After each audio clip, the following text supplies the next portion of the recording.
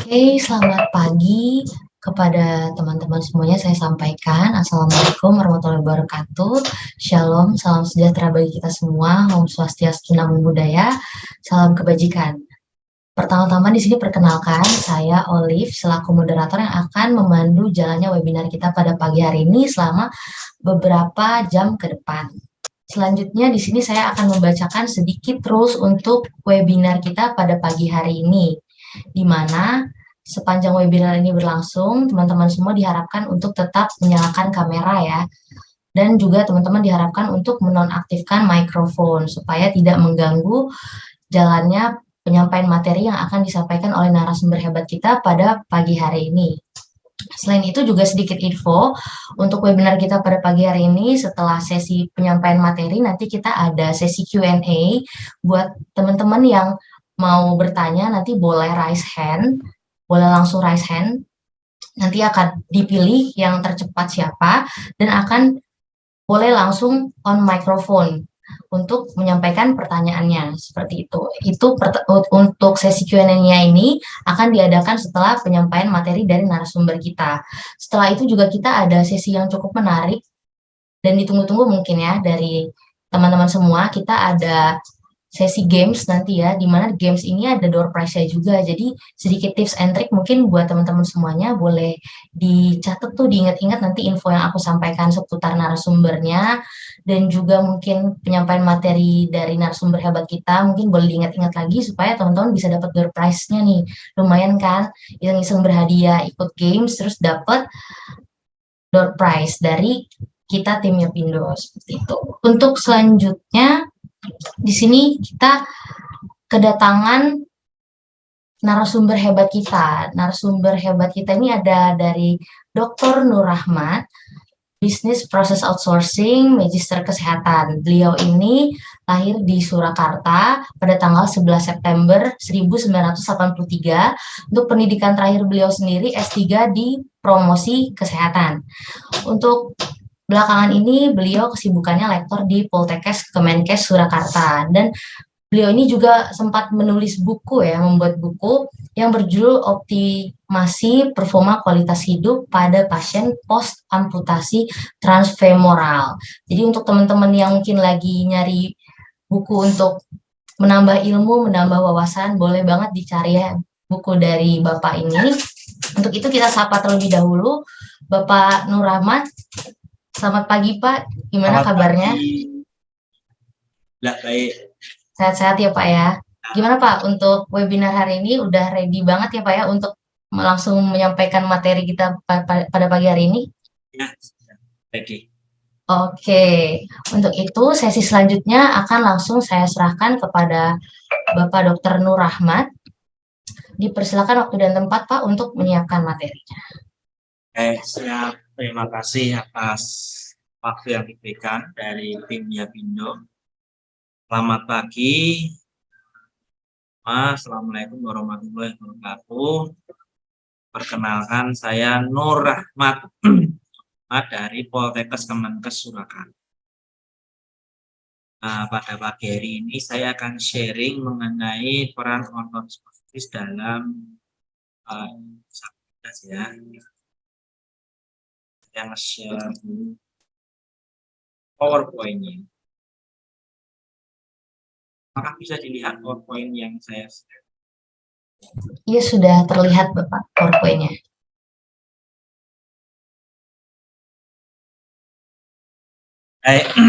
Nah, ini materi yang akan saya sampaikan adalah peran ortotis prostesis pada penyandang disabilitas.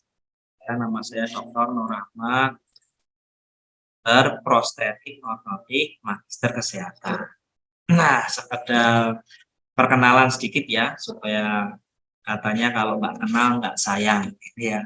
Dan barangkali nanti ya teman-temannya ada yang jadi mahasiswa kami, atau mungkin kolaborasi penelitian dengan kami, atau mungkin rekan-rekannya, atau saudaranya, atau temannya, atau koleganya yang membutuhkan hal-hal yang berkaitan dengan alat ortotik ya, atau profesi ortotik prostetik yang mana nanti akan kita diskusikan dan kita kenalkan apa itu. Nah, gitu ya. Yang pertama, saya kuliahnya S1-nya ortotik prostetik dari Pakistan, Institute of Prosthetic Orthotic Science.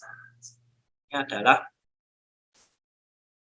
ini adalah pendidikan sarjana, maka gelarnya itu Bachelor in Prosthetic. Di mana Pak? Di Pakistan, di negara sana ya, dekatnya India. Kenapa kok ke situ? Karena ya di sana orang yang amputasi, orang disabilitas itu banyak, banyak sekali disabilitas, lebih banyak daripada Indonesia.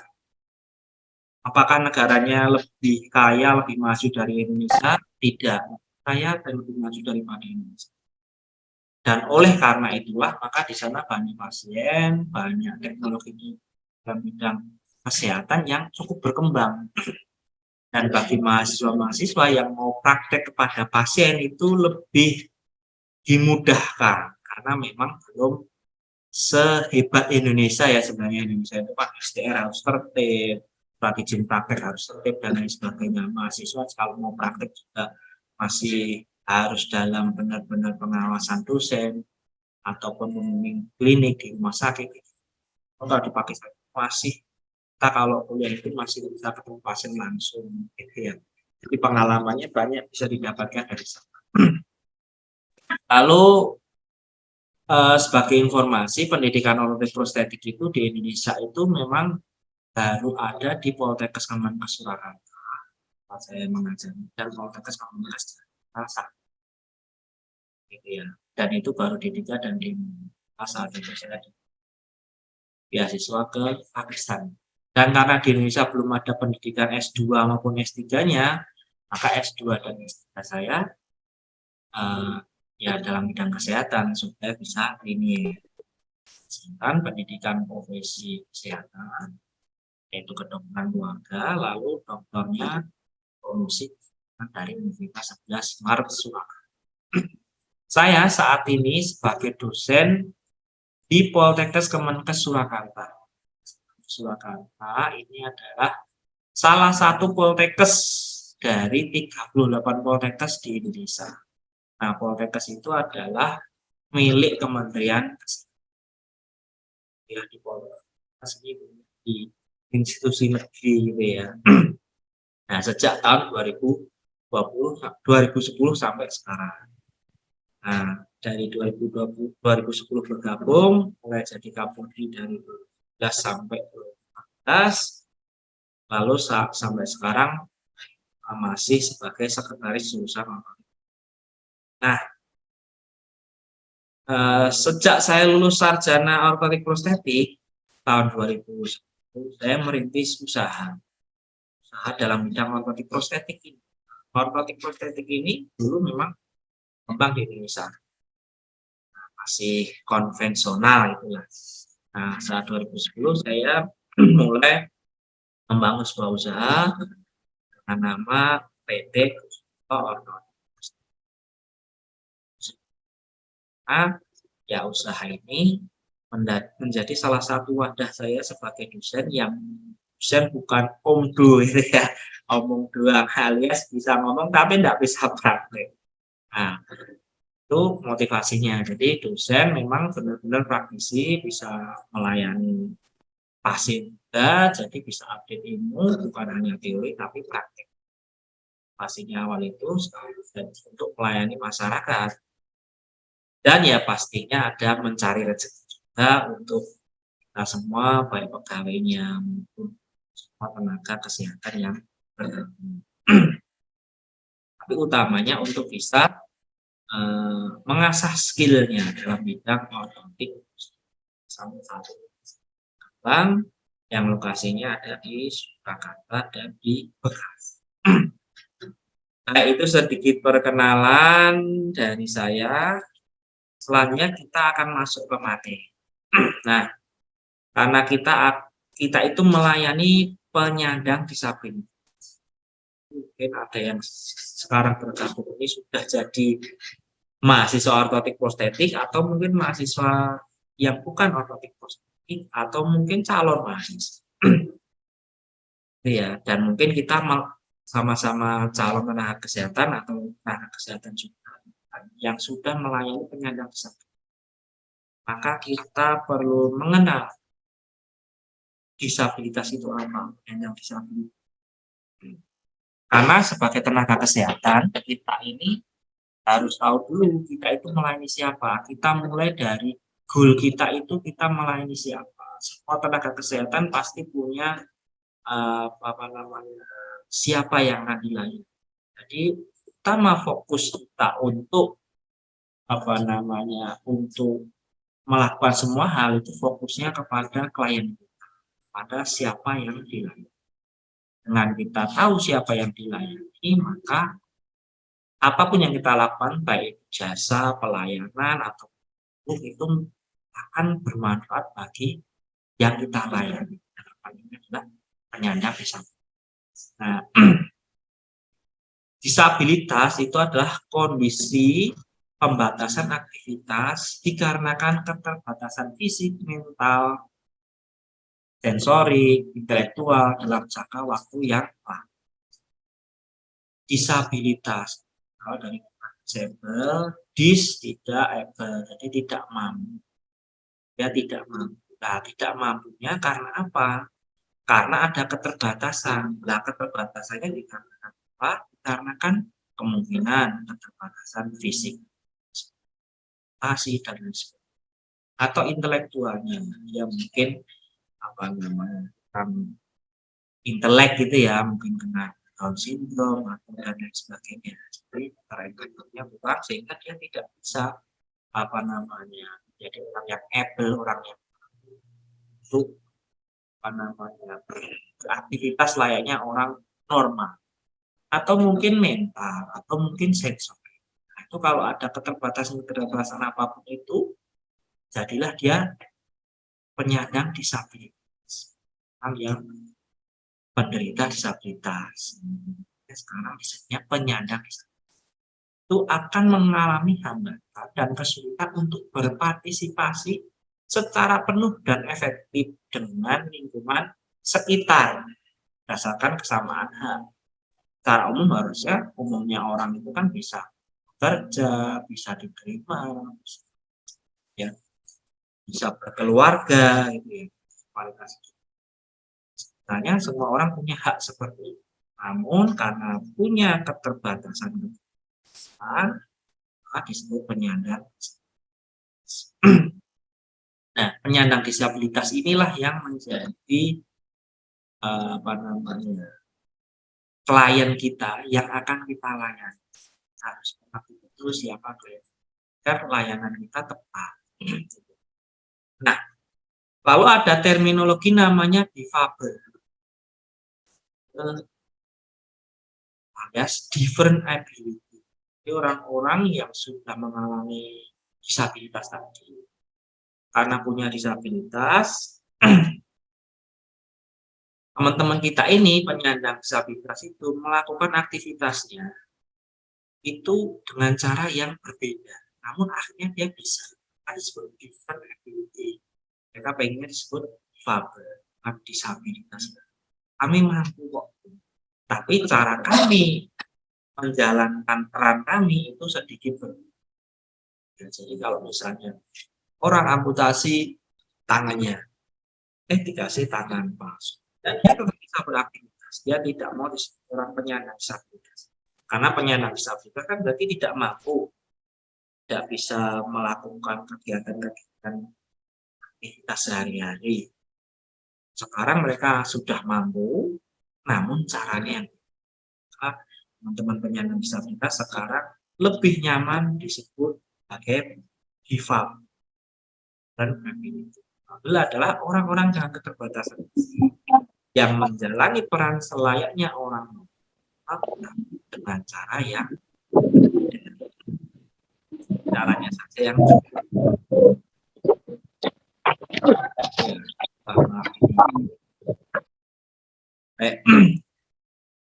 lalu kita akan perlu mengenal beberapa jenis disabilitas. Disabilitas yang pertama adalah disabilitas fisik. Ya sesuai namanya, disabilitas fisik itu adalah yang menjadi hambatan dia adalah hambatan fisik. Jadi hambatan fisik yang macam-macam, termasuk yang paling terasa terlihat itu amputasi. Orang diamputasi atau dipotong kakinya atau tangannya gitu ya, atau jarinya. Nah, itu termasuk disabilitas. Sangat terlihat berbeda. Amputasi pun tidak ada yang sejak lahir, jadi lahir itu memang nggak lengkap kaki. Amputasi konjenital. Bisa juga lumpuh disabilitas itu. Lupa dia lumpuh. Contohnya polio. Jadi dia, atau mungkin karena dia stroke terus lumpuh, jadi bisa. Ini macam-macam orang yang mengalami adalah disabilitas fisik. Paraplegi, lumpuh tapi lumpuh ya sebagian bawah, jadi kakinya kanan dan kiri stroke juga menyebabkan disabilitas fisik. Terus kusta, tangannya ya, karena kakinya bisa putus, bisa dia jari-jarinya itu masuk ke dalam. Atau yang paling banyak cerebral palsy. Palsy itu adalah kerusakan otak, yang mana akhirnya karena rusak otaknya fisiknya itu jadi terganggu, ada yang tangannya bengkok, ada yang kaki bengkok juga, bengkok, kontraktur, dan macam-macam. Nah, segala macam disabilitas ini yang ada hubungannya fisik itu adalah disebut disabilitas fisik. Nah, ini adalah ranah ortopedik prostetik yang mana akan kita diskusikan hari ini. Ada lagi disabilitas lain yang memang juga termasuk disabilitas intelektual. Jadi ini sekali, makro sekali, macam-macam disabilitas intelektual yang mana ya keterbatasan dia beraktivitas itu karena intelektualnya yang tidak normal. Dia tidak bisa beraktivitas. Bisa juga disabilitas mental. Mental, fisiknya baik-baik saja, mungkin terlihat baik-baik saja. Dengan cuma karena ada disabilitas mental, demensia, bipolar, itu menyebabkan dia disabilitas. Sesuai definisi tadi, kalau disabilitas dia tidak bisa beraktivitas, disable ya, layaknya orang anak tanya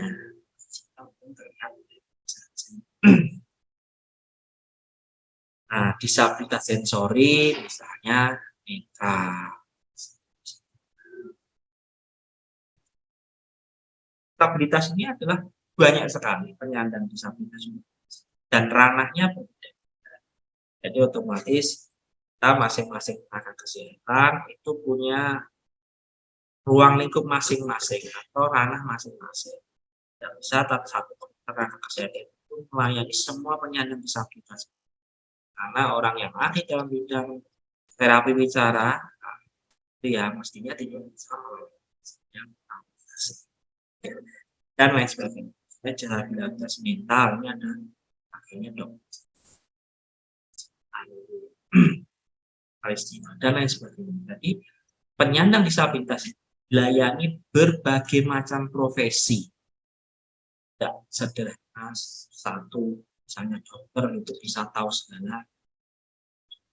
Ada spesialisasi. Itu kompleksnya disabilitas. Nah, untuk ortopedik prostetik sendiri itu disabilitas yang dilayani adalah disabilitas fisik. Baik. Nah, kita dari tadi menyebut ortotis prostetis, prostetik gitu ya. Itu sambil saya perkenalkan sekaligus memperkenalkan mahasiswa kami, profesi kami juga, profesi saya sendiri juga. Dan mungkin teman-teman yang bergabung ini kalau memang mahasiswa ortotik ya sudah tahu. Namun perlu kita perkenalkan kepada hal yang umum ya, karena memang kadang-kadang Ortotik prostetik ini belum begitu banyak dikenal oleh masyarakat. Bahkan di masyarakat kesehatan saja belum semua tahu. Nah, maka kita perlu mengenal bersama apa itu ortotis prostetis. Itu ya kalau orang melihat kaki palsu, tangan palsu. Yang namanya ahli itu ini disebut kan asal apa namanya orang yang bisa buat itu saja ini adalah profesi sendiri ya. Jadi ada tenaga kesehatan, nakes, tenaga kesehatan.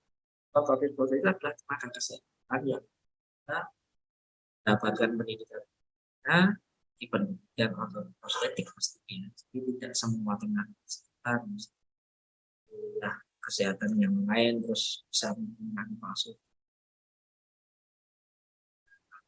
Memang tenaga kesehatan yang pendidikannya minimal D3 ortotik prostetik, yang mana tenaga kesehatan ini mempunyai kompetensi. Kompetensinya adalah membuat alat bantu kesehatan.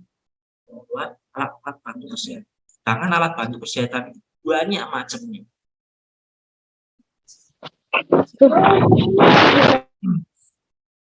Nah, alat bantu kesehatan yang dibuat oleh ortotis ini spesifik berupa ortosis dan prostesis. Penyangga itu ya, support prostesis alat ganti yang sering disebutkan namanya. Jadi, tenaga kesehatan yang mempunyai kompetensi alat bantu kesehatan berupa ortosis untuk kesehatan fisik dan psikis. Ini dengan buat alat kesehatan. Nah, membuatnya berdasarkan ilmu pengetahuan dan teknologi untuk meningkatkan derajat kesehatan individu, kelompok, masyarakat yang diakibatkan oleh gangguan di tubuh dan transformasi serta hilangnya bagian anggota gerak tubuh yang dapat mengakibatkan gangguan kelainan anatomis dan sosial. Ortosis prostesis ini adalah tenaga kesehatan yang pendidikannya minimal D3, kalau di Indonesia ada D4 ini ya, yang membuat alat bantu kesehatan, alat penyangga maupun alat pengganti, set, afro, kamu dan lain sebagainya. Siapa yang masyarakat disabilitas fisik yang pastinya, yang mana masyarakat tersebut diharapkan dengan alat bantu kesehatan bisa meningkat derajat kesehatan dan gangguan-gangguan kelainannya dalam fisiknya atau kalau ya bisa terbantu. Kita lihat contoh samping gambar atau seorang tenaga ortosis prostesis yang mengukur puntung kaki pasien yang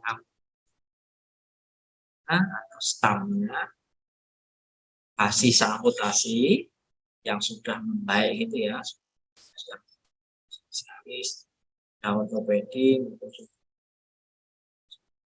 ini sudah mereka sudah mutasi, sudah baik dan mereka mau memakai kaki palsu. Mereka kan mau kembali, tidak mau jadi penyandang disabilitas. Mereka mau jadi difabel, orang yang tetap bisa beraktivitas, bisa bekerja, bisa kuliah, bisa warga, bisa rapat RT, naik sepeda dan lain sebagainya ya, aktivitas. Terus akhirnya layanan tenaga ortotis prostetik. Ini contohnya saat pengukuran. Untuk detailnya nanti kita akan juga bagaimana pembuatan alat bantu. Nah, ortosis. Nah, kita bicara ortosis. Apa itu? Ortosis adalah alat bantu kesehatan yang berfungsi. Ya, ortosis itu salah satu alat bantu kesehatan. Mestinya yang buat juga harus tenaga kesehatan. Ortosis, yang mana berfungsi untuk bracing, spinning, dan support yang dipasangkan di luar tubuh yang diperuntukkan.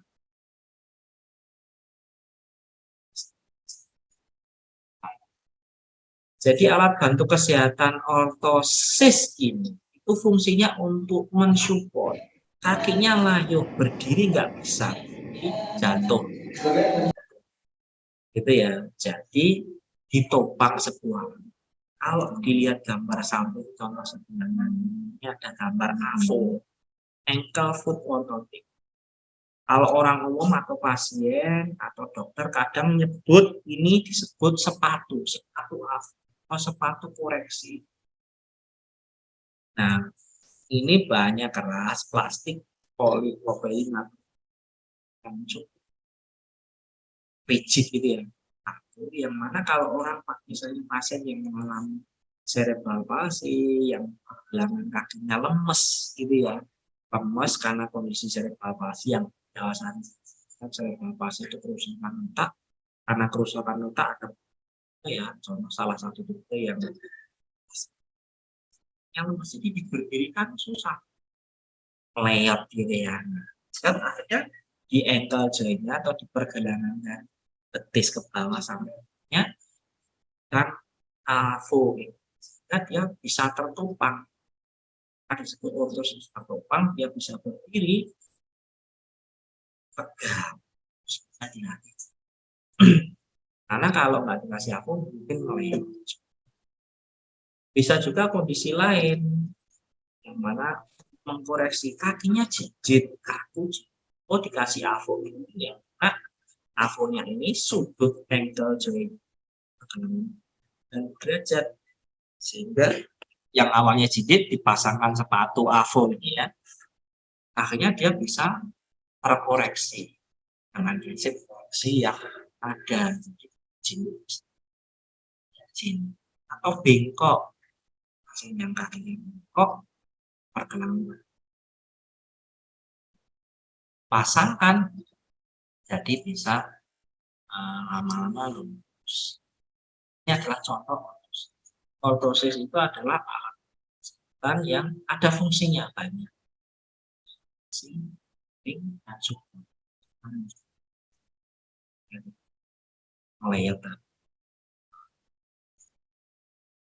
Nah, lalu ada prostesis. Kalau prostesis ini sudah sering dikenal. Prostesis ini adalah alat pengganti anggota gerak tubuh juga, yang mana dia menggantikan anggota gerak tubuh. Anggota gerak tubuh itu apa? Anggota gerak tubuh akan ada.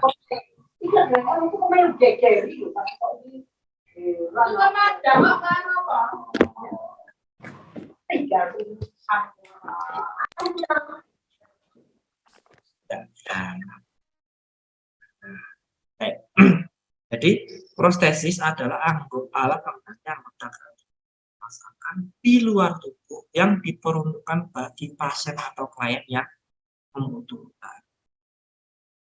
Anggota gerak tubuh itu maksudnya di tubuh kita ada anggota gerak kaki dan tangan, kalau dari paha, kakinya ini telapak kaki. Ini anggota gerak. Mereka bisa bergerak karena ada anggota gerak. Anggota gerak atas itu tangan, anggota gerak bawah itu kaki. Kalau anggota gerak kita, anggota gerak seseorang teramputasi, misalnya dia terpotong sampai sebatas itu. Jadi kan dia hilang. Dan karena apa ya? Mungkin karena pakai mencegah, bisa karena penyakit, bisa sejak lahir, bisa juga karena trauma, bisa karena Trauma maksudnya misalnya orang mengalami kecelakaan lalu lintas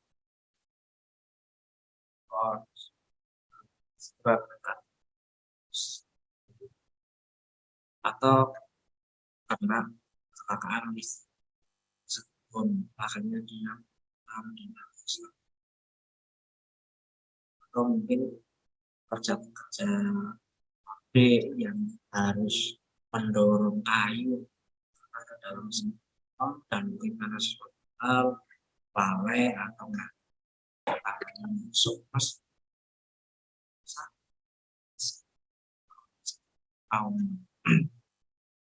bisa juga amputasi karena penyakit, misalnya orang atau pasien yang memiliki gula darahnya tinggi, akhirnya luka karena luka terasa akhirnya membusuk, atau mungkin kanker itu tulang dan ya, sehingga anggota gerak yang dimasukkan. Bisa juga konjenital lahir memang sudah ada kakinya.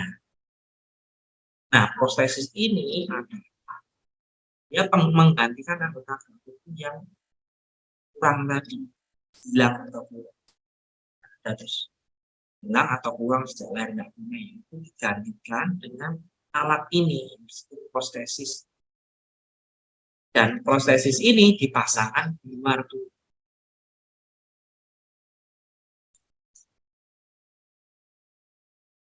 Sehingga dengan ada prostesis atau anggota gerak ini tadi, di pasien bisa aktivitas kembali.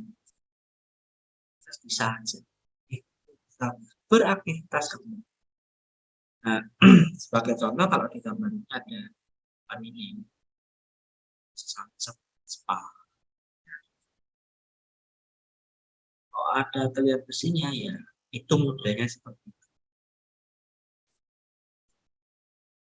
Untuk bentuk kakinya dari sana.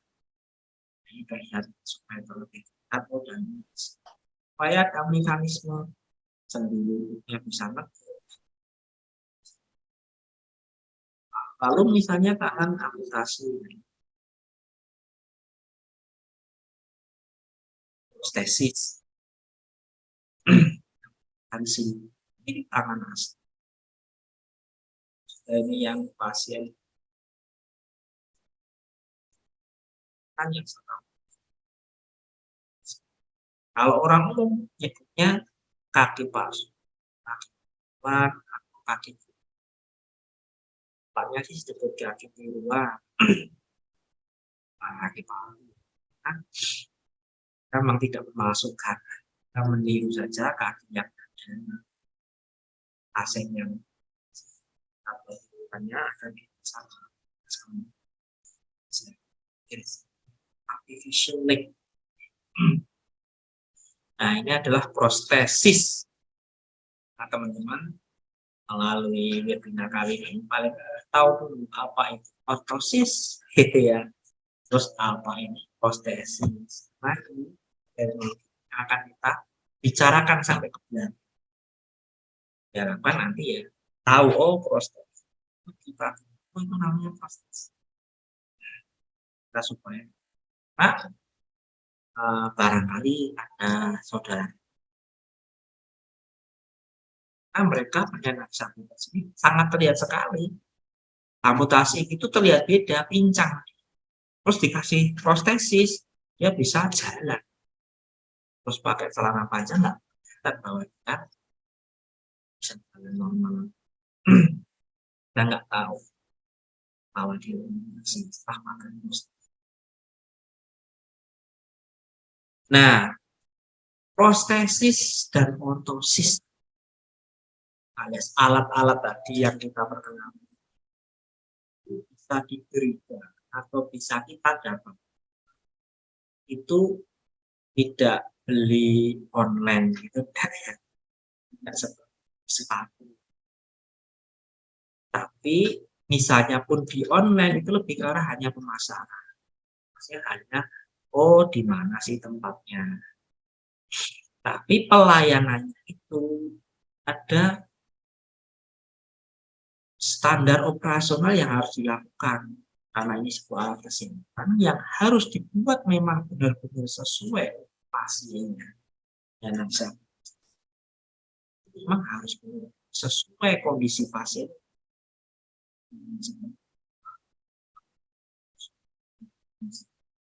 Sesuai membantu mereka. Pelayanan ortotik prostetik itu apa sih? Pelayanan ortotik prostetik itu adalah merupakan pelayanan kesehatan. Pelayanan kesehatan. Apa disebut pelayanan kesehatan? Karena ini ya yang memberikan pelayanan maksudnya di fasilitas kesehatan, fasilitas pelayanan kesehatan, fasilitas gitu ya. Sakit di klinik gitu ya. Memang menyediakan unit sertifikat. Jadi ini adalah pelayanan kesehatan. Apa namanya, layanan jual beli itu enggak, karena ini adalah pelayanan kesehatan.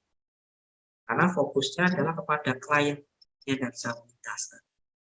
Ini merupakan pelayanan kesehatan kepada klien yang membutuhkan alat eksis yang itu ya, alat bantu, ada panggilan tanggungan, gitu ya, dan gangguan dan atau kelainan pelayanan kesehatan pada klien yang butuh ortosis dan nah tujuannya preventif, korektif. Preventif itu mencegah dan rehabilitasi yang dilaksanakan secara menyeluruh, terpadu, dan berkesinambungan. Jadi pelayanan ortoprostetik ini tujuannya hanya yang pertama itu preventif, mencegah misalnya ideologi misalnya pasien cerebral palsy kakinya bengkok. Kalau dibiarkan bengkok nanti kalau udah dewasa kakinya bengkok jalan.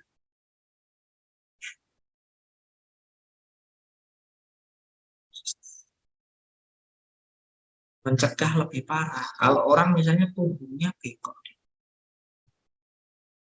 awalnya suntikan bengkoknya cuma sedikit. Nah kalau nggak dicegah, nanti bengkoknya makin. Pasien yang mengalami amputasi, awalnya cuma amputasi saja satu kan, tangan saja.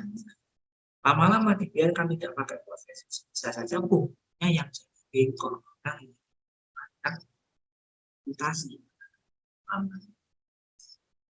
Alat ortosis kecacatan lebih lanjut. Setelah sekaligus kita juga bisa memberikan korektif, mengkoreksi kecacatan.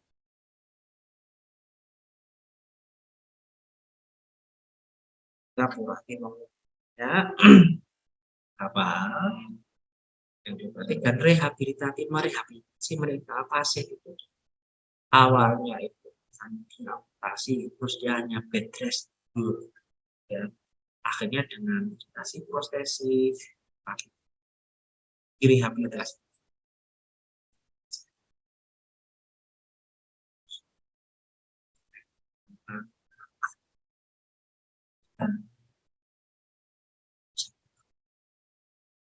Kalau masih penerimaan ini, ini proses yang dilayani dan tujuannya memang mulia. Nah, dilaksanakan secara menyeluruh, terpadu dan berkesinambungan karena tidak sendiri. Setelah mereka dapat prostesis atau kaki belum harus dirujuk ke dokter spesialis dan atau mungkin ke teman-teman perawat atau pasiennya itu misalnya bayi mungkin harus dirawat sama bidan juga dan juga tim lain misalnya fisioterapi, fasiterapi membantu pendiriannya itu dilaksanakan secara menyeluruh terpadu dan berkesinambungan untuk peningkatan kualitas hidup penyandang disabilitas. prostesis alat penunjang itu pada banyak, tapi dikategorikan dua. Pertama adalah untuk amputasi atau yang amputasi kaki itu tambahan si anggota ke atas tangan. Kalau amputasi strang badan, yang orangnya amputasi. Kalau prostesis ada anggota ke atas dan anggota ke bawah. Prostesis untuk amputasi anggota gerak bawah itu disebut, dinamakan sesuai dengan sebatas apa sih amputasinya. Jadi saya harapkan setelah ini jenis-jenis prostesis dan penjelasan. Begini, kalau orang diamputasi, contohnya di gambar yang kita bisa saja diamputasi di jari kaki, bisa di pergelangan, bisa di betis, bisa di lutut, bisa di paha, bisa di pangkal. Kalau dalam termnya, kalau yang sekolah ini disebut foot amputation. Foot amputation.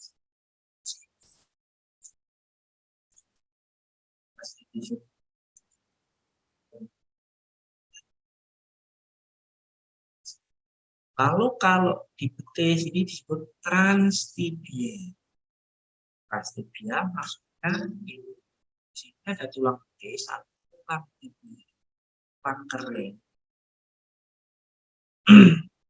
Di sini ini amputasikan tepat di tulang itu.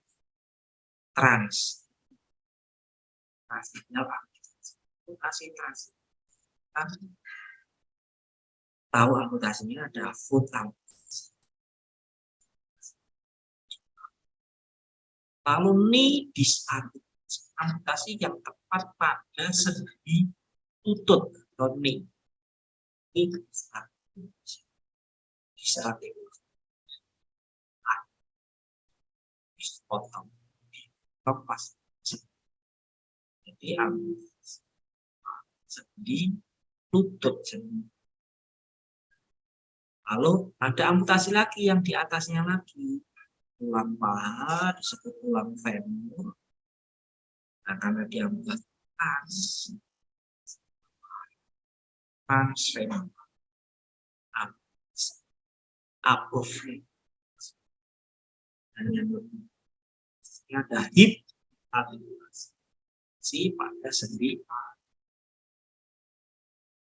Nah, ini adalah nama amputasi. Untuk prostesisnya berarti jenisnya penamaannya bagaimana? Ya sesuai dengan amputasi. Kalau kaki palsu atau kaki luar untuk amputasi foot ini foot prostes. Amputasi di tulang betis ini namanya transtibial prostesis. Yang di ini disarticulation prostesis, dan yang di ini transfemoral prostesis. Yang di pangkal paha bisa penamaan prostesisnya sesuai amputasinya sebatas. Memang desainnya akan beda-beda. Misalnya contoh transtibial prostesis, nanti jenis yang isosketal, spermaton, semacam tergantung variasi. Kalau untuk jenisnya disebut transtibial contoh. Nah, contoh produknya seperti apa? Produknya misalnya yang transtibial prostesis, diamputasi di betis. Nah, ini kok kakinya sampai di lutut, di atas lutut, karena diamputasi di betis harus ada selongsong naik ke atas yang masuk ke puntung kakinya ya. Transtibial prostesis. Yakni transfemoral prostesis, amputasinya sebatas paha. Ini selongsongan luarnya, maksudnya mestinya sampai di pantat, sampai di atas ini. Lalu ada knee disarticulation prostesis, amputasinya di sebatas sendi lutut pas, lalu hip di paha. Nah, dia otomatis pahanya sini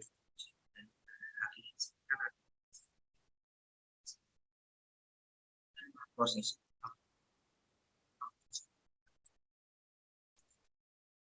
Lalu ada prosesi amputasi pada atas di tangan duluan kalau ini. Iya juga sama sesuai dengan level amputasinya. Kalau namanya yang pertama di pergelangan tangan atau wrist, jam wrist disarticulation karena ini sendi. Wrist disarticulation prosesisnya jadi wrist disarticulation process. Kalau ada di bawah siku ada tulang radius. Nah, tulang radius ini otot disebut transradial prostesis. Transradial prostesis. Ada transhumeral. Tengah sini sebenarnya ada juga elbow disarticulation. Transhumeral itu di lengan atas ini. Transhumeral prosesnya transhumeral. Ada shoulder disarticulation. Amputasi prostesis. Amputasinya forward.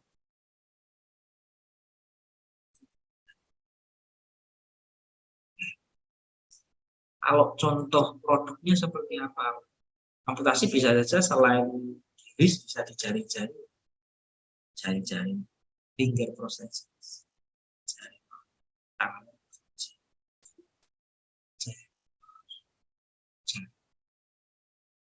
ya sama. Oh, ini contoh kalau pasien jempolnya sama kelingkingnya masih ada, udah sampai empatnya enggak bawa jari aslinya itu susah. Faceliftingnya di sini. Nah, kalau yang ini contoh transhumeral di humerus tangan atas, tangan bawah. Lalu selanjutnya ortosis. Ortosis itu adalah alat bantu. Ya, ada banyak yang mana dia di pakai umpan, cacatan, stroke, spolioparalisis, dia layu karena drop foot, kakinya lemas jari, atau drop hand tangannya, cerebral palsy, nah, yang kerusakan otak terus banyak, skoliosis yang tulang punggungnya mirip. Jenis ortosisnya banyak juga ya sesuai dengan kondisi. Tapi secara terminologi dinamakan berdasarkan daerah yang di cover. Foot orthosis, ankle foot orthosis, yang membawa ankle dan ini ankle foot orthosis. Jadi model atau contoh produknya seperti kakinya yang pendek, lahir kaki pendek. Lalu ini contoh Kafu yang mengalami polio, jadi dia berdiri salah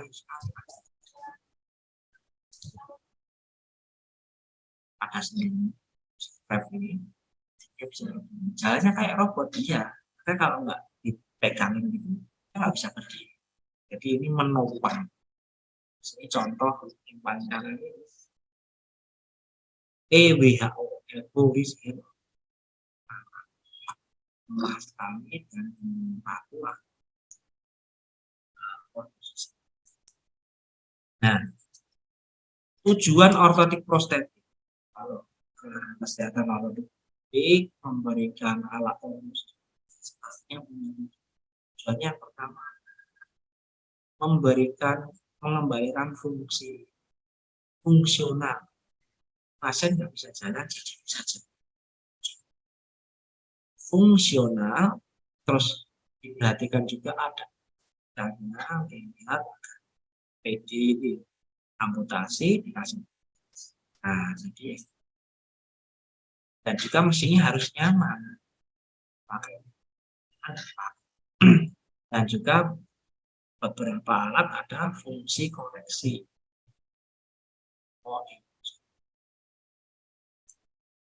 Nah, maksudnya fungsional itu pasien memakai alat prostesis itu bisa untuk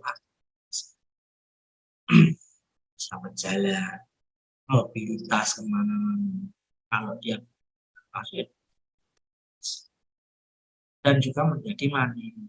Nah, orang yang kelihatan yang aslinya tidak mandi, mungkin malah bebas harus dilayani sama saat dia jadi fungsi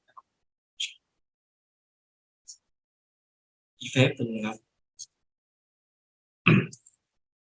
Dan juga meningkatkan estetikanya. Nah, di sini dia amputasi sebatas pergelangan tangan, dikasih tangan, dia jadi mirip dan dia pantas, terus akhirnya dia berjalan. Pasien pengen nikah gitu ya, amputasi. Pasangannya sudah tahu diamputasi, tapi pas pengen tangannya ada, dia bisa tangan. Atau mungkin memang mau dipakai. Nah, ini secara estetika meningkatkan kepercayaan diri. Pastinya harus nyaman. Nyaman ya pas digunakan tidak sakit. Dan tidak boleh menimbulkan luka. Luka. Dan nyaman yang lainnya nyaman di mana dia mudah digunakan ya mestinya supaya pasien bisa pakai sendiri. Walaupun dalam misalnya dia kecacatan. Kalau hanya amputasi saja kaki, ya bisa harus pakai sama dirinya. Ya, faktor kenyamanan perlu. Dan juga beberapa alat itu bisa untuk mengkoreksi. Mengkoreksi agar kecatatannya menjadi lebih baik. Contohnya kalau akhirnya B, akhir B, kasih alat yang ini. Nah, dia dipaksa dari bengkok dalam, dipaksa bengkok kemudian.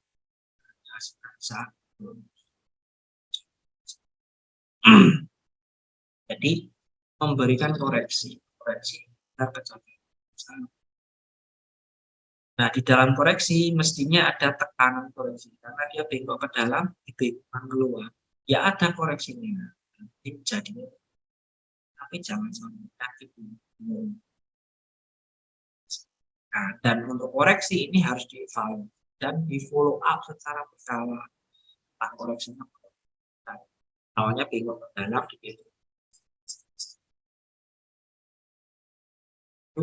tetap dievaluasi oleh tenaga kesehatan ortosis. Nah, gimana prosesnya? Mana sih sebuah ortosis dan prostesis? Tiruan, ortosis, AVO tadi ya. Proses pelayanannya seperti apa? Yang pertama itu adalah pemeriksaan. Maksudnya pemeriksaan ya pasien periksa secara menyeluruh dengan beberapa efektif dan ada tes-tes khusus untuk mengetahui kondisi pasien itu sebenarnya seperti apa. Jadi bisa ditegakkan diagnosa. Oh, orang ini amputasi sebatas bawah lutut dengan kekuatan ototnya kita tidak kontraktur. Jadi didekatkan dia tidak tiba-tiba datang, ada pemeriksaan dilakukan, lalu ketahui diagnosanya atau kesimpulan sebenarnya kondisi pasien itu kayak apa sih. Lalu baru bisa dilakukan pengukuran. Dan dicetak.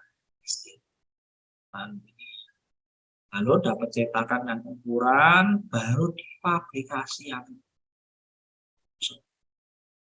dengan alat-alat yang ada, jadilah alat bantu prostesis. Lalu dilakukan pengepasan.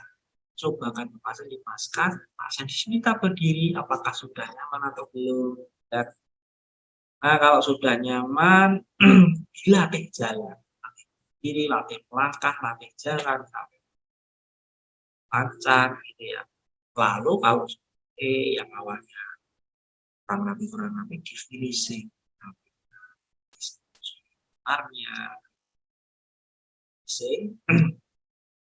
lalu ya diserahkan dipasang. Sekaligus harus ada informasi dan edukasi, informasikan cara merawatnya, merawat ya, atau merawat kondisi pasiennya sendiri, apa dan apa ini.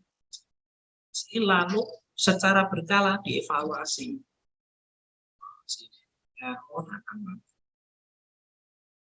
Alat pengkoreksi kecacatan ya mau tambahkan. Atau kalau misalnya kaki tiruan ini ya untuk ada sifat yang besar. Dan ada dokumentasi bukan hanya foto-foto, maksudnya pencatatan yang ada hubungan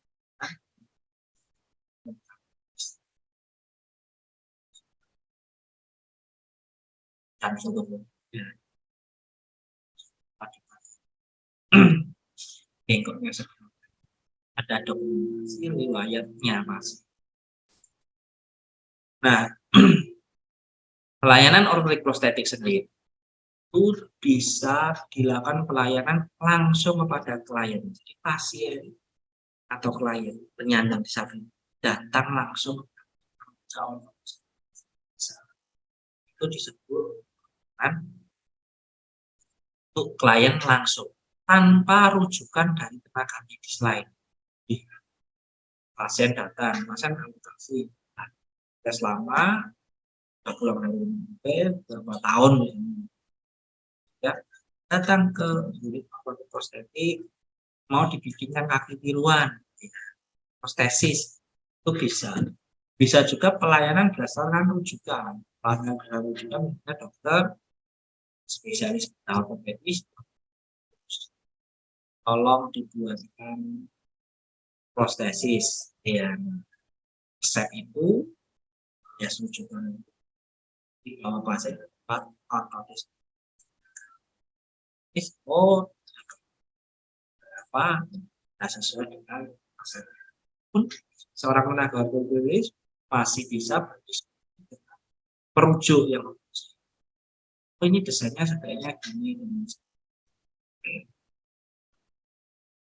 Dan bisa melayani langsung maupun rujuk. Nah, pelayanannya di mana? Bisa di rumah sakit, bisa di klinik umum, juga praktek.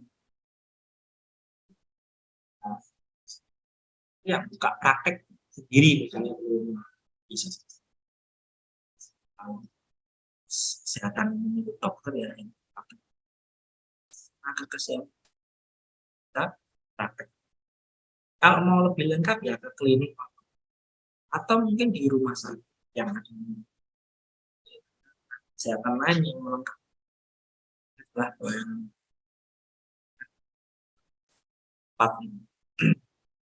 Nah, untuk memberikan pelayanan kepada penyandang disabilitas agar mereka minum. Itu memang tidak bisa agak diri itu bisa. Apa yang harus berkolaborasi interprofesional dan ya berkolaborasi antar profesi karena membutuhkan bantuan banyak pihak dan pihak utama yang membantu pasien itu sendiri.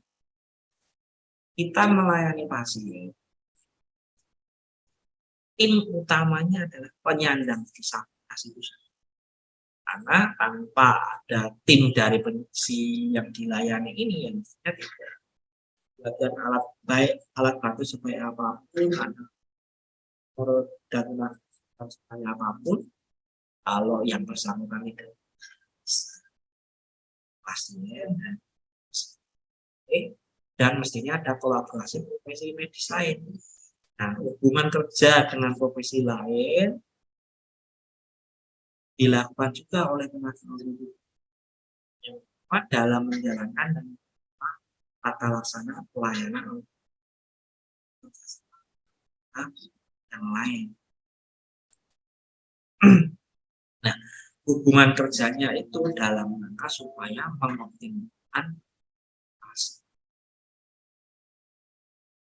tenaga kesehatan yang biasanya bertolong, yang biasanya semua tenaga kesehatan mestinya sesuai dengan yang biasa berkolaborasi dengan spesialis yang macam-macam.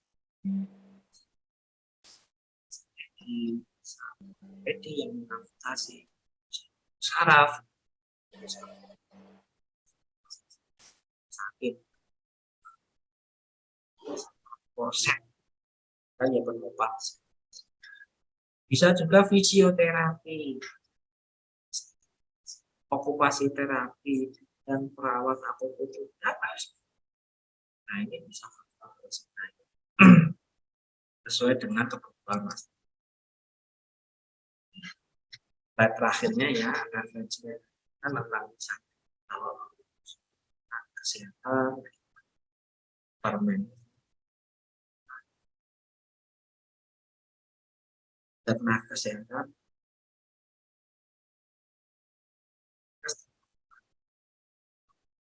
karena ortopis adalah tenaga kesehatan secara undang dan peraturan dan sudah eksis tadi dan memang melayani. Terakhir ini BA-nya barangkali yang mau dijual setelah acara ini juga dari saya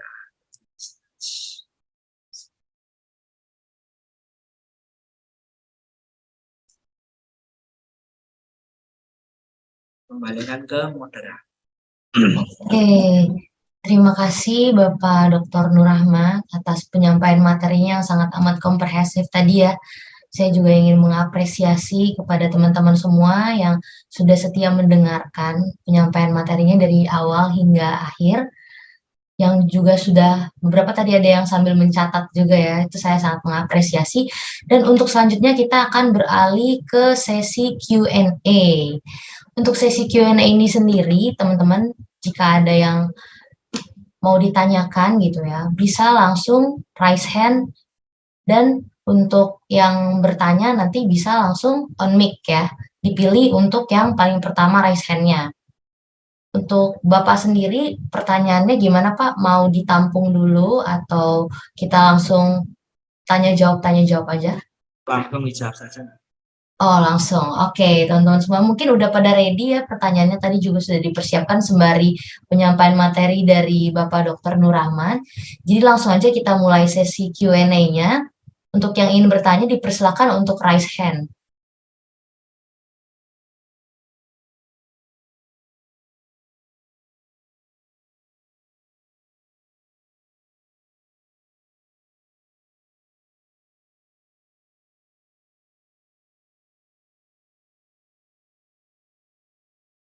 Atau mungkin ada yang merasa malu gitu ya untuk ngomong secara langsung, boleh juga pertanyaannya taruh di kolom chat ya teman-teman semua, nanti akan saya bantu bacakan kepada Bapak Dr. Nur Rahman nanti ya.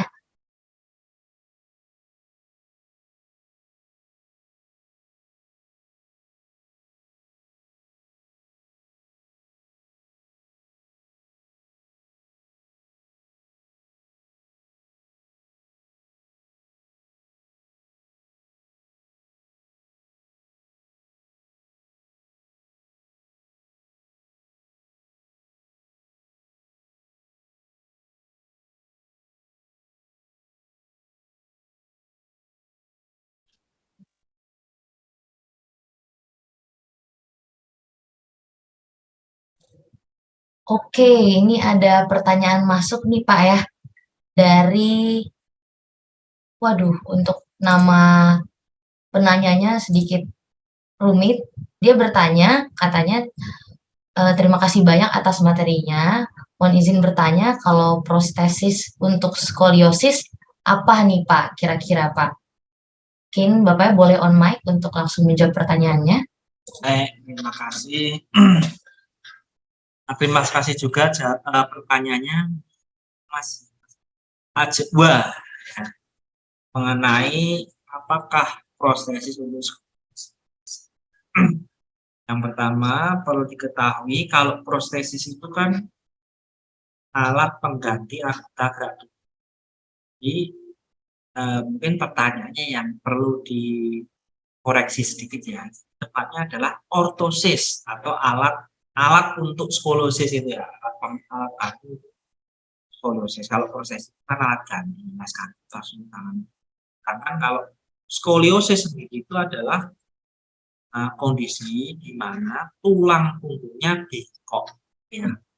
Jadi pasien biasanya perempuan, biasanya muda, perempuan, remaja muda yang secara riset kemungkinan mengalami paling banyak yang perempuannya satu rumah itu kondisinya bengkok tulang punggungnya sampai bisa bengkoknya itu bentuknya kayak C, longker C, bisa juga kayak S, longker sangat parah. Longkernya bukan hanya bengkok belok ke samping kanan dan kiri, bahkan disertai rotasi atau mungkin dan kadang disertai bungkuk atau difusis atau lurus. Ini tulang punggung itu kan harusnya lurus, tapi bisa terjadi dan itu kondisi skoliosis. Sekali lagi ini sangat sering terjadi remaja. Nah, alat ortosisnya apa? Itu adalah spinal ortosis. Spinal ortosis. Oh, ortosis tulang.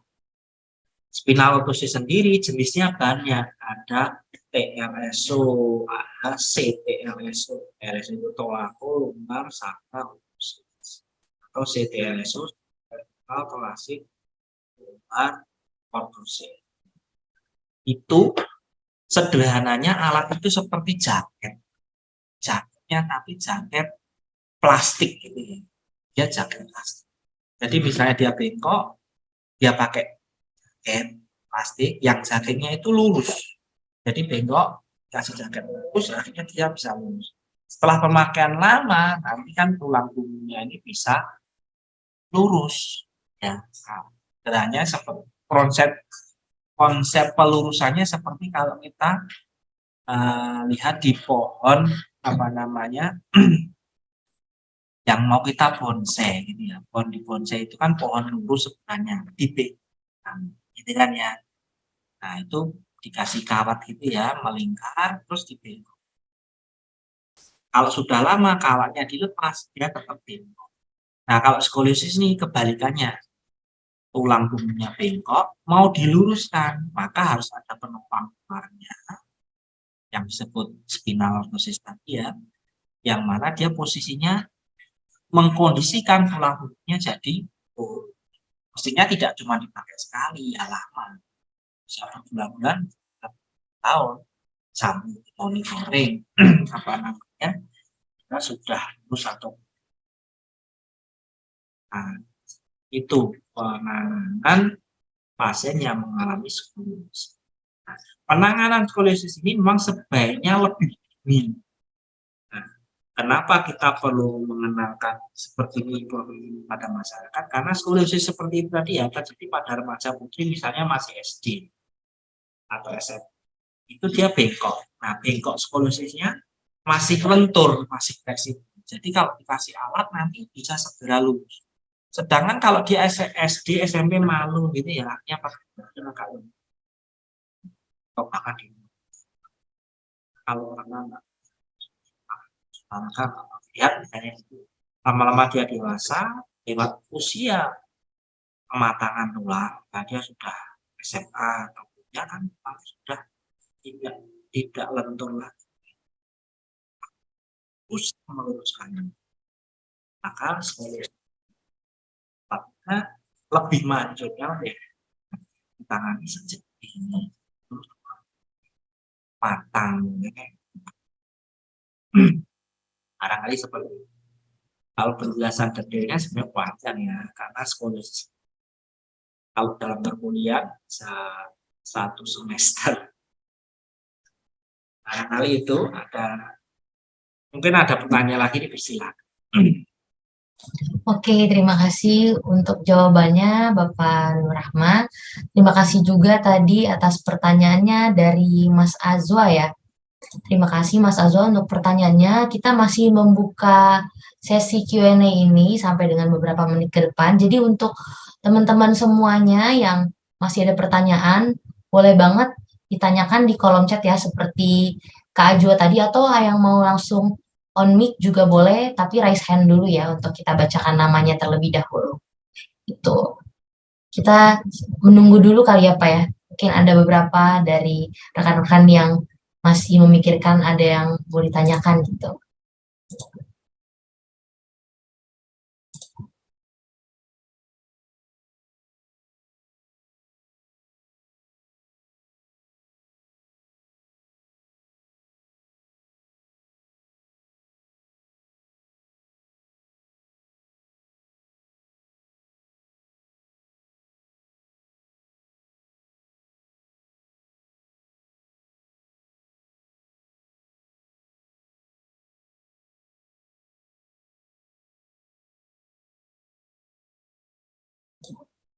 Mungkin sedikit reminder juga buat teman-teman semuanya yang masih ingin bertanya gitu ya seputar materi yang disampaikan oleh Bapak Dr. Nur Rahmat tadi, kita menunggu sampai dengan pukul 11.27 ya teman-teman ya.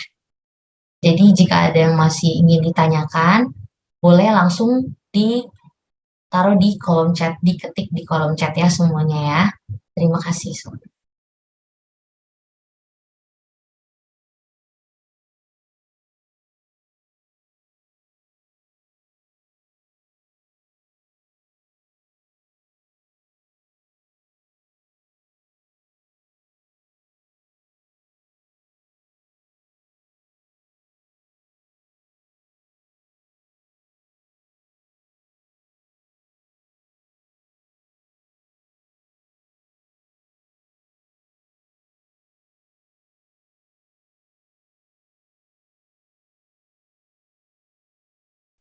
Oke, Bapak, ini ada masuk pertanyaan lagi dari Kak Cynthia Ayuningsi. Kak Cynthia Ayuningsi bertanya, apakah penyandang disabilitas autisme ini dapat sembuh secara normal ataukah tidak ya, Pak? Terima kasih sebelumnya. Dipersilakan untuk Bapak Dr. Nur Rahman menyampaikan tanggapannya terkait dengan pertanyaannya. Baik, terima kasih. Mbak Cynthia Yuningsih, terima kasih pertanyaannya ya.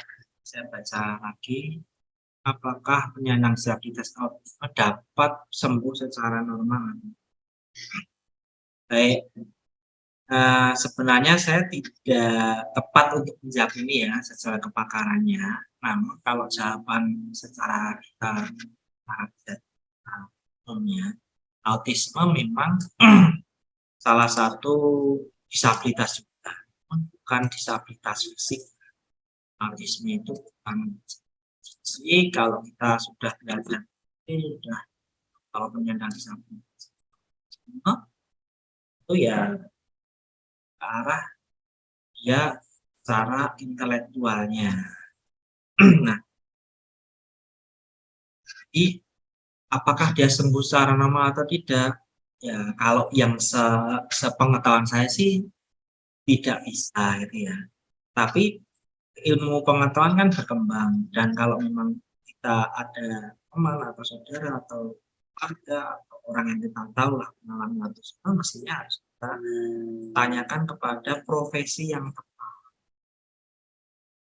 Kalau misalnya ada autisme seperti itu, ya mestinya dari kita masukkan ke dokter umumnya.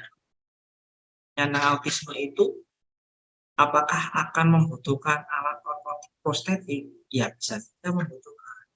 Karena kalau tidak, mana-mana yang tidak ya. Karena autisme itu adalah gangguan perkembangan yang serius yang mengganggu kemampuan berkomunikasi dan berinteraksi, yang mana gangguan saraf ya konsumsi kepada saraf dan lain kalau dia masih kecil. Nah, dalam dia berperilaku karena dia gangguannya parah, kadang-kadang dia butuh alat-alat khusus.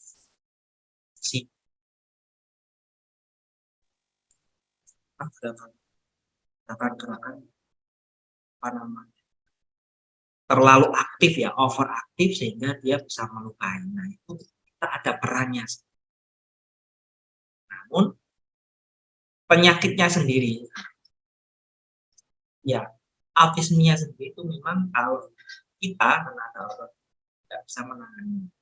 Kalau cerebral palsy, apakah kita tidak berwenang atau tidak berperan dalam komunikasi, tapi hal-hal yang terdampak karena itu, ya mungkin jawaban sementara teman-teman belum bisa. Perkembangan pengetahuan, nah, dan lebih tepatnya kita bisa cara dan yang sesuai dengan situasi. Maka kalau kita menangani seorang pasien itu tidak bisa hanya satu tenaga kesehatan, berkolaborasi. Jadi dia anak kecil mengalami autisme, ya apa namanya, konsulkan. Biasanya idealnya konsul itu pada dokter umum dulu. Karena dokter umum kan melihat anak mungkin juga dilihat agak gangguan mentalnya enggak selain. Terus dilihat juga kondisi-kondisi fisiknya, karena dia terlalu overaktif lagi, barangkali ada luka-luka yang harus dicegah.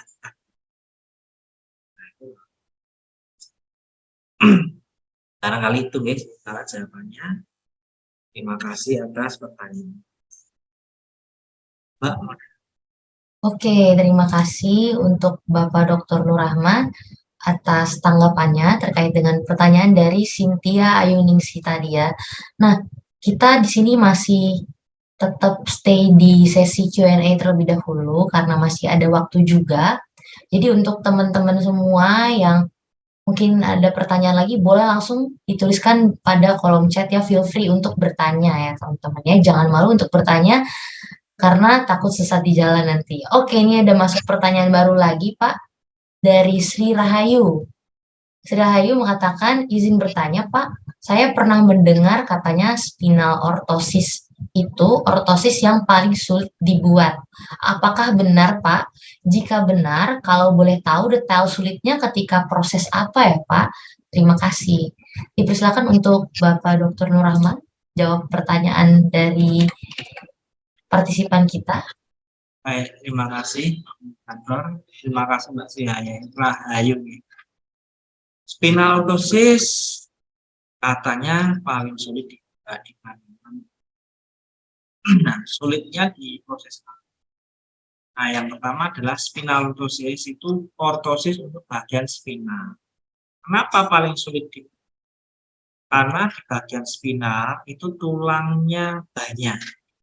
Seperti kita ketahui, tulang spinal, tulang vertebra itu banyak sekali dari servikal cuma itu akal 11, lumbar 5, dan sakral dan tulang belakang kita banyak sekali.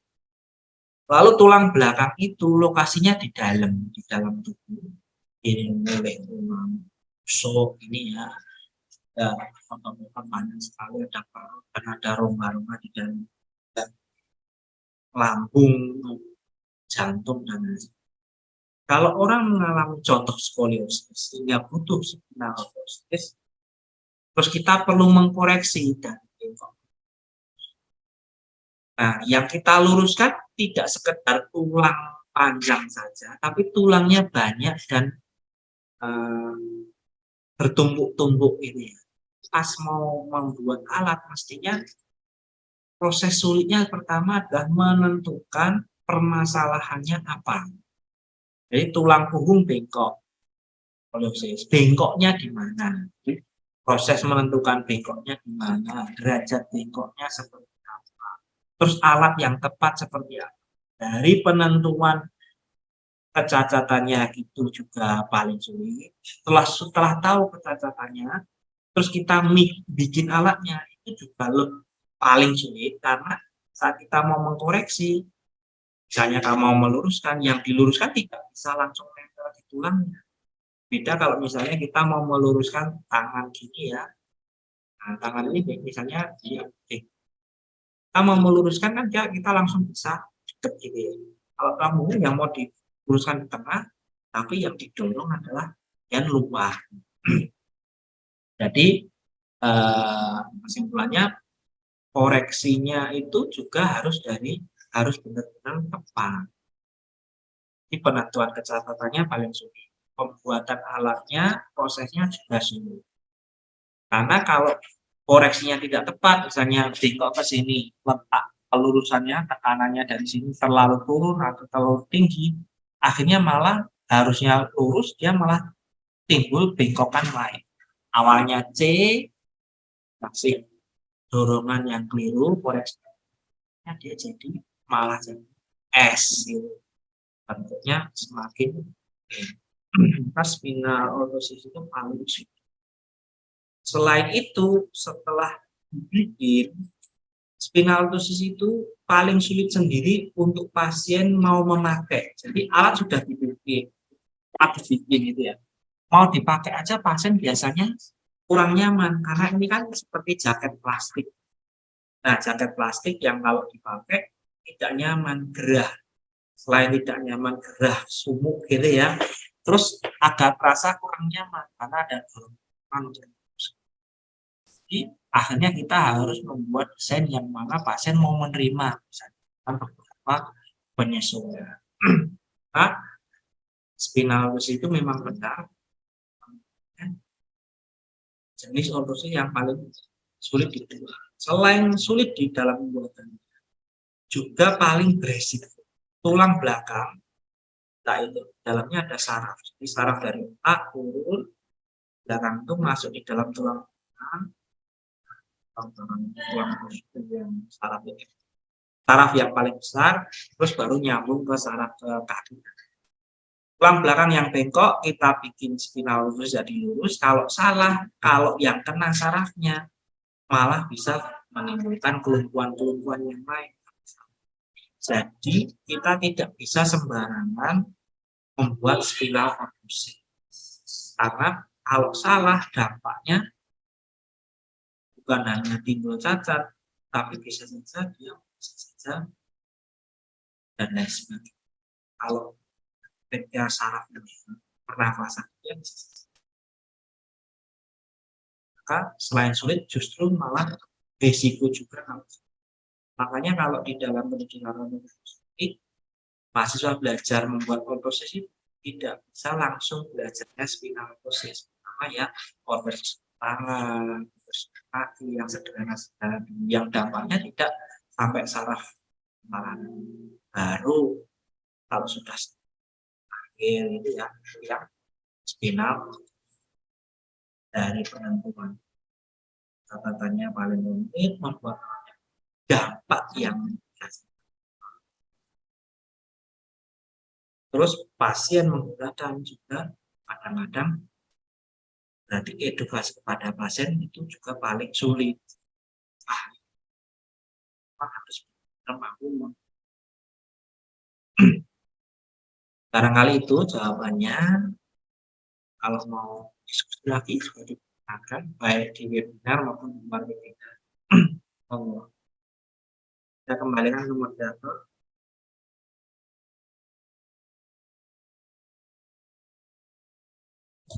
Oke, terima kasih Bapak untuk tanggapan dari pertanyaannya Sri Rahayu tadi ya. Terima kasih juga untuk Sri Rahayu atas pertanyaannya. Semoga jawaban dari atau tanggapan dari Bapaknya tadi bisa menjawab pertanyaan dari Sri Rahayu. Nah, untuk itu, untuk sesi Q&A saat ini kita sudahi terlebih dahulu mengingat ada keterbatasan waktu. Mohon maaf juga untuk pertanyaan-pertanyaan yang sekiranya belum terjawab pada webinar di hari ini. Mungkin bisa dijawab di webinar-webinar yang mendatang ya, Pak ya. Dan untuk itu kita akan langsung beralih ke sesi yang mungkin ditunggu-tunggu nih sama teman-teman semuanya. Kita akan masuk ke sesi games ya, di mana games ini nanti untuk pemenangnya ada door prize-nya. Jadi untuk kalian semua, sebentar mohon izin saya akan share screen terlebih dahulu.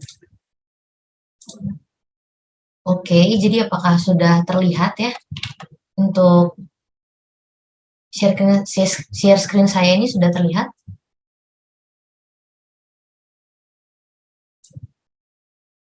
Sudah, Kak.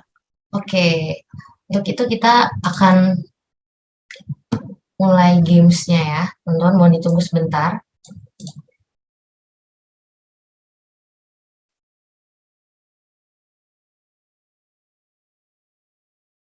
Nah, untuk bisa join ke dalam sesi games ini, kita akan menggunakan Kahoot. Jadi teman-teman semuanya yang mau ikutan main di sini kita bisa join menggunakan barcode ini ya. Jadi di-scan aja barcode-nya, nanti langsung masuk, tinggal masukkan PIN-nya udah tertera di layar ini, atau bisa juga melalui link yang akan saya berikan di kolom chat.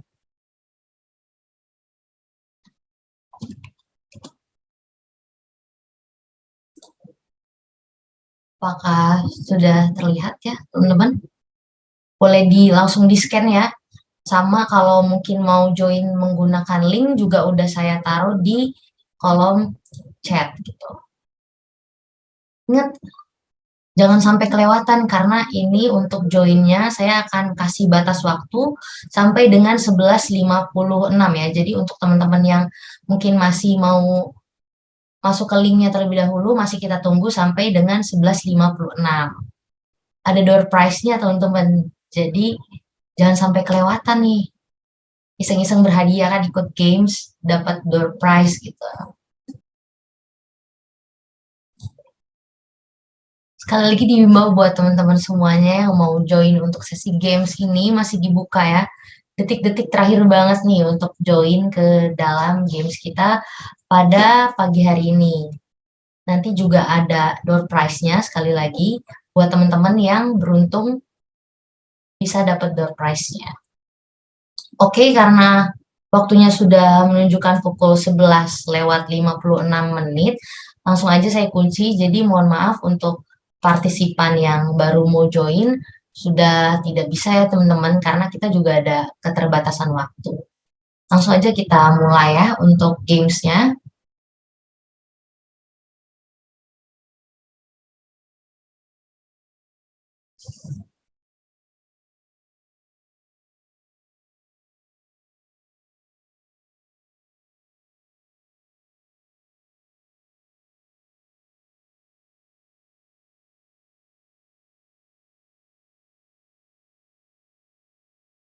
Udah banyak nih yang udah mulai jawab nih. Hampir semuanya. Oh ya, diingatkan kembali kepada teman-teman semuanya untuk sesi game ini, kita jawabnya harus cepet-cepetan ya, karena ada skornya. Nah, di sini ada 16 peserta yang menjawab dengan betul. Kita lihat total skornya untuk urutan pertama di sini ada dengan username Prairie ya. Prairie ini ya. Congrats untuk Prairie, untuk teman-teman semua yang lain mungkin yang belum bisa mencapai urutan pertama, jangan bersedih karena kita masih ada soal-soal selanjutnya. Langsung aja kita next ya.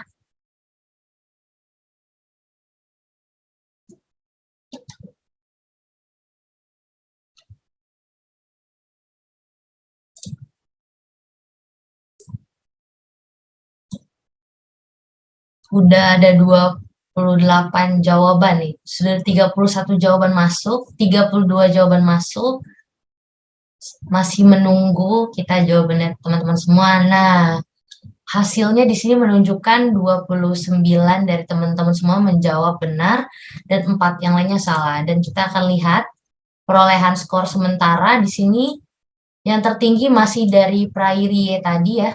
Untuk Prairie Congress dan untuk teman-teman yang lain yang belum mencapai skor tertinggi mungkin jangan berkecil hati karena kita masih masuk ke pertanyaan selanjutnya, itu pertanyaan ketiga.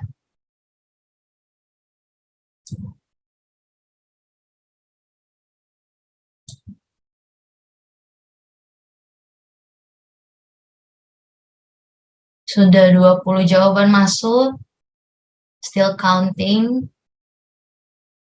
Sudah 30 jawaban masuk, antusiasnya sangat hebat sekali ya dari partisipan kita hari ini. Ya, dan hasilnya di sini yang menjawab benar sekitar 6 orang, dan kita akan melihat skor sementaranya.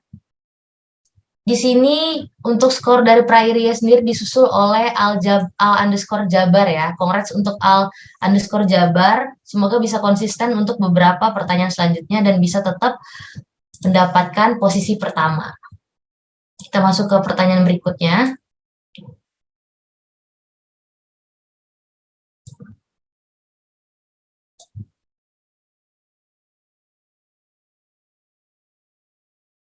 Sudah 3 jawaban masuk. 15-16 jawaban. 17-20. Still counting ya teman-teman ya.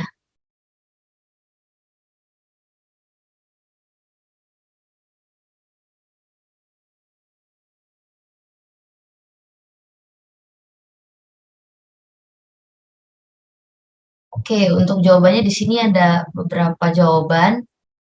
Dan untuk jawaban yang benarnya, yang menjawab betul ada 7 orang ya. Kita review answer-nya. Kita lihat di sini perolehan skor sementaranya disusul lagi nih. Tadi Al_Jabar disusul sama Farida ya, Farida. Congrats untuk Farida, untuk Al_Jabar tadi jangan berkecil hati karena kita masih ada 2 pertanyaan terakhir ya untuk bisa menyusul skor dari pemegang skor tertinggi tadi. Masuk ke pertanyaan yang kelima.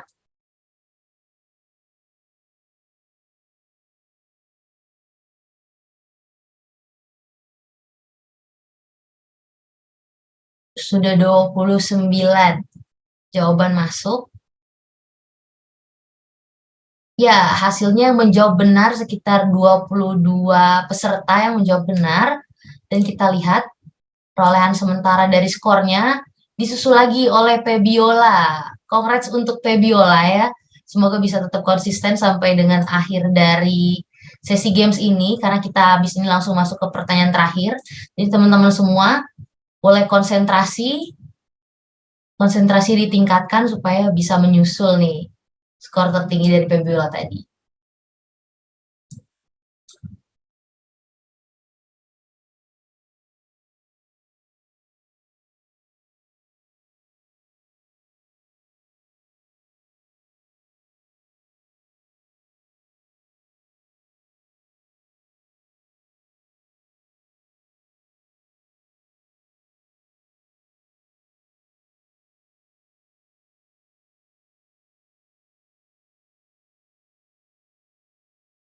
Sudah dijawab semua oleh partisipan kita. Untuk yang menjawab benar, terdapat 12 orang yang menjawab jawabannya dengan benar. Dan kita akan langsung melihat siapa kira-kira nih pemenang dari games kita pada hari ini. Di urutan ketiga ada Al_Jabar, di urutan kedua ada Febiola, dan urutan pertama yang memenangkan sesi games hari ini ada dari Farida. Congrats untuk Farida ya. Mungkin untuk ini boleh di screenshot dulu ya Farida ya untuk bukti kemenangannya. Untuk yang menang hari ini yang mendapatkan door prize, sedikit informasi aja, itu hanya untuk yang menempati urutan pertama aja ya teman-teman semua ya. Jadi untuk yang lainnya jangan berkecil hati. Semoga di lain kesempatan bisa memenangkan games kita pada hari-hari lain gitu ya.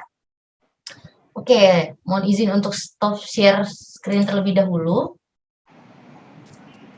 Untuk Farida tadi ya, boleh menghubungi nomor yang saya berikan di chat untuk konfirmasi terkait dengan door prize-nya. Seperti itu ya. Dan untuk mengakhiri sesi dari webinar kita pada hari ini, nanti saya akan memberikan link yang harus teman-teman semua isi untuk bisa mendapatkan sertifikat ya teman-teman ya. Dan sedikit info aja, untuk sertifikat ini akan diberikan dalam jangka waktu 2 kali 24 jam. Jadi mohon pengertiannya untuk menunggu 2 kali 24 jam ya. Jikalau memang belum dalam waktu 2 kali 24 jam belum menerima sertifikatnya, nanti boleh konfirmasi kepada tim kami, tim Yapindo. Untuk itu, kegiatan hari ini saya akhiri. Sebelumnya saya juga mengucapkan terima kasih kepada Bapak Dr. Nur Rahman selaku narasumber kita pada hari ini atas penjelasan materinya yang sangat amat komprehensif tadi ya Pak ya, dan juga bermanfaat semua bagi teman-teman. Juga saya ingin menyampaikan terima kasih kepada peserta semua yang telah berkenan untuk hadir. Dan mungkin sedikit pantun dari saya, hidup kesepian tanpa kekasih, cukup sekian dan terima kasih. Wassalamualaikum warahmatullahi wabarakatuh. Selamat pagi teman-teman semuanya, sampai jumpa di lain kesempatan.